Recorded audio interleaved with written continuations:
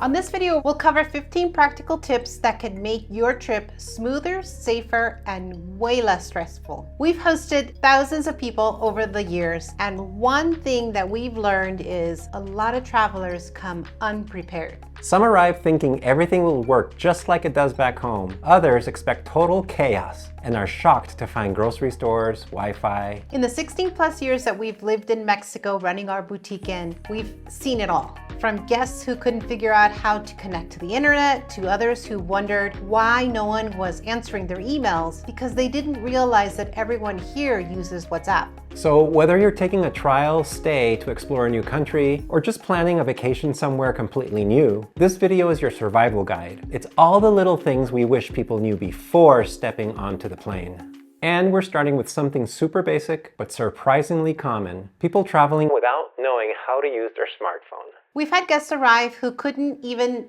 open Google Maps. Without a smartphone, even ordering a pizza or calling a cab can become a real challenge. So start using your smartphone before you even leave your home. Practice navigating apps, taking screenshots, and using maps and messaging, and how to use a translator app if you don't speak the language in the country you're going to. So if you're not used to working with a smartphone, get one ahead of time, months before your trip, as early as possible, and practice it at home. Just open it up, learn how to open it, learn how to connect to the internet, download some important apps, figure out where you're going in the world and what are the apps that everybody in those destinations use. Download them to your phone and start playing around with them. Like in Mexico, for example, you're going to want to have WhatsApp, you're going to want to have a translator app, you're going to want to have a map app, and if you're driving, you're going to want to use Waze. So things like that. And it's destination specific. So do your research ahead of time, download all those important apps ahead of time, and get proficient with them. Ever swapped your SIM card and suddenly no one can reach you? That's happened to us before. Losing your US number can be a big problem in case of emergencies back home. So you want to stay connected, bring a second phone, or use an eSIM like Airalo to stay connected without losing access to your US accounts. Step one would be to check what your current plan includes. If you're from the United States, for example, check if your US plan already includes Mexico and Canada. Oftentimes they do. It's just a matter of researching and figuring out whether or not you're going to need a plan B. If it doesn't, then you might consider an eSIM. Some of the companies that offer this service are Olafly, Airalo, Saily, and many, many others. We need to get one of these to sponsor us one day. But for now, we're just suggesting them for free. What they do is allow you to have a local plan in the destination where you're going to be, so you can use data for apps. If you have an older phone that doesn't do eSIMs, then you're going to have to swap out your current SIM card and plug in a new SIM card at the destination. But if you don't want to lose your connection in case of emergencies, just consider bringing a spare phone. Who doesn't have spare phones these days? Just pull it out of your drawer, charge it up, bring it with you, and then you can use that as your local telephone with a local SIM card. But if you're like me and you want to keep things simple, clean, streamlined, I think eSIM is really the way to go. And that way you just keep your phone the way it is, and all you do is buy an eSIM plan and you're good to go. The rental has Wi-Fi, they say, but does that mean it works? It doesn't always. So slow speeds, drop signals, and dead zones are common in rentals. Always confirm the speed with your host, and if you need reliable internet for work, consider a portable hotspot or a backup eSIM. Most accommodations do have free Wi-Fi, but speeds vary. Don't expect fiber everywhere. Even if you go to a place that has high-speed fiber optics, the location where you're staying may still have the old routers that slow your speed down. You're going to want to double check that before you get there. Often you're better off staying in hotels or inns like ours that are used to having people that rely on high-speed internet. It doesn't hurt to call ahead and contact your host and ask them for a speed test before you get there. Certain eSIM companies offer unlimited fast internet. We mentioned Olafly and others. Some have unlimited plans. You send an email, you wait for days for a reply, and sometimes you don't ever get a reply. In many countries, no one checks email, not even landlords or doctors. WhatsApp is often the primary communication tool.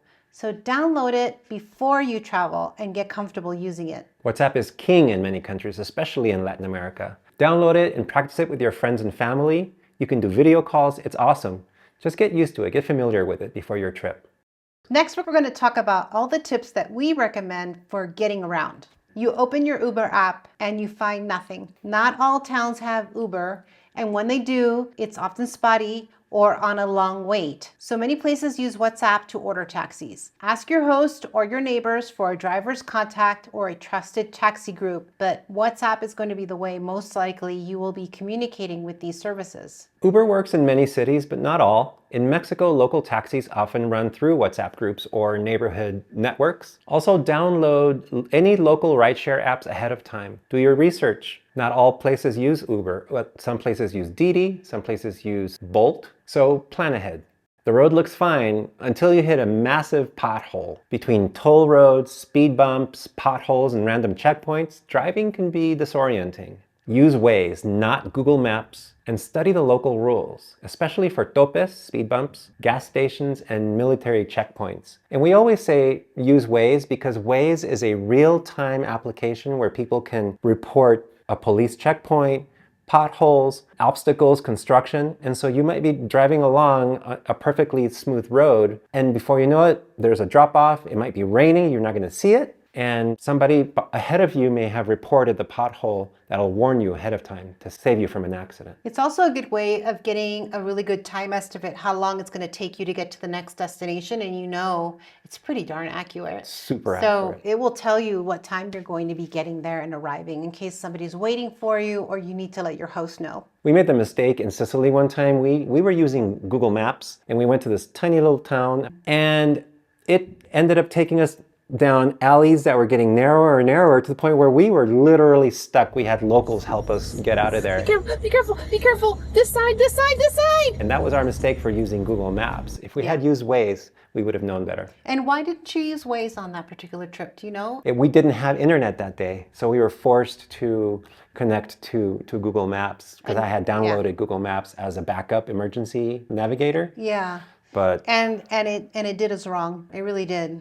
Oh well. Also, check if your destination requires an international driver's permit, which we needed one for Sicily. we did. And we were able to get them here in Mexico. I forget how we got it. It was the National Drivers Club. It's similar to AAA in the States. Yeah, similar to AAA. Yeah. And through them, we were able to get our international driver's permits. And that's how we were able to drive in Sicily. Next, we're going to give our tips for daily logistics and tools. You think you ordered grilled chicken and you get goat soup. Has that ever happened to you? Language gaps lead to awkward moments and missed opportunities. So use Google Translate or ChatGPT to download offline languages and try the camera and voice tools to bridge the gap instantly. Make sure you download these apps for offline use. You're not always going to have data, and so you have to have something to be able to work offline. And practice voice to text on camera. Scan functions for reading signs and menus. Very handy. Your card gets eaten by an ATM and your backup's at the hotel. One banking issue can throw your whole trip off. I remember one time it happened to us when we first landed in Mexico City and we went to that ATM. Long time ago. It was a standalone ATM and it was completely my fault. I should have known better. But what happened was I got the money out. I left the card that had been spat out in the ATM, like halfway out of the ATM as I was counting the money. And I guess I took too long and then it sucked the card back in. And it was gone forever. Man. Since it was a standalone machine, we couldn't go to the bank and I didn't have a backup. Fortunately, the backup was I had a card. For the same account. Yeah. So we were okay, but don't let that happen to you. Always travel with at least 2 cards. Always notify your bank before you leave your home so that they know that you're traveling and they don't decline your transactions. And use Wise to move money cheaply and safely. And when you withdraw directly from your debit card, always decline the conversion rate. That'll save you at least 6% per withdrawal. I think a lot of people think that when it gives you to the option to decline the conversion, that you're declining the operation, but you're only declining the conversion. So always hit that decline button. And carry some local cash, small bills specifically. For some reason, nobody seems to have small change. No matter where we go to No. around the world, Yeah. nobody No one has carries. change. So always try to figure out a way to get small change to have it in your pocket at all times. You realize that you forgot your allergy medication while sneezing in a remote village. Uh-oh, you're in trouble now. You may not find some brands or meds abroad, and seeing a doctor can be unfamiliar. So bring enough meds for your trip. Carry paper prescriptions and research clinics and emergency numbers ahead of time. And short-term travel insurance is a really smart backup. You never know when you're going to need it. Now we're going to get into some tips that have to do with real-life expectations. You ask for a ride for 9 o'clock, they show up at 10:30. Or vice versa, you show up at the corner to find your taxi 5 minutes after the scheduled time, only to find out they already left. Expectations around punctuality and scheduling can be completely different around the world. Build in buffer time, stay flexible, and learn to roll with the rhythm. It'll save you a lot of stress. Certain countries value punctuality, such as Japan, Germany, South Korea, and other countries don't, like Latin America, Africa, and Middle Eastern countries. Transportation, appointments, and services often take longer. On the flip side, in places like Mexico, for example, healthcare access can be a lot quicker than back in the United States. Well, for private healthcare. For private healthcare, caveat. No weeks-long waits for specialists. We often are able to get into a specialist within a week. You schedule an appointment, you're there in 2 days. And you can have the surgery within the week. Yeah. Yeah, it's much faster here. Your place looks beautiful online, but there's no toilet paper or running water when you get there. Booking through a third-party site can hide surprise fees and missing basics. Book direct when possible. Use Google Lens to find official websites and confirm what's included, especially filtered water, hot water, towels, etc. You can't just assume that you're going to get these items when you're traveling. You should always consider booking directly with the property instead of through platforms like Expedia or Airbnb. You'll always get better service, clearer communication, and better rates or perks. Third-party websites often show pre-tax totals, while direct websites usually show post-tax pricing. And this can make a huge difference when comparing the costs. And you might think that you're getting a better deal by booking through a third-party website because you're looking at the Yeah, you have to go pre-tax all the totals. way to the end and see what the total is once they add the taxes and the fees on, which are usually very high. Exactly. Check the final total with all the fees included, not just the room rate. And so you want to compare apples to apples. Sometimes it can be very tricky to find the actual website to the place where you want to stay. So you want to use tools like Google Lens to search for the property's own website. Just snap a photo of the actual picture from a third-party listing and then put it into Google Lens, and it can help you connect to the official website of the place. And read reviews from sites like TripAdvisor and Google. You flush the toilet and it clogs instantly. In many countries, plumbing can't handle toilet paper. So follow the posted signs, use the wastebasket, and always carry tissues or wipes for public restrooms. Flushing toilet paper is not always allowed. Follow local signs or habits. If unsure, just ask. You go in for the handshake and everyone else goes in for the kiss. Cultural missteps can make you seem rude without even knowing it. Learn a few key greetings, watch how locals interact, and observe first before jumping in. You must observe and adapt to greetings, tipping, conversation styles. Learn a few key phrases in the local language, and it builds goodwill. You're lost and your phone's dead. Plus, you don't have your passport copy. A little unpreparedness can escalate quickly. Keep digital and physical copies of important documents, learn how to drop a pin, and avoid flashing valuables in unfamiliar places. You never know where you might accidentally end up. You think, oh, that gold chain I have on, no one's paying attention to me, but people make it their job to pay attention to what you have on and what you're wearing, and they will take advantage. We've seen it happen in front of us in other countries. And another really good thing that you could do is to wear a crossover bag for men and women, honestly, because if you're used to taking your purse off for dinner and you hang it on the back of your chair, Don't do that.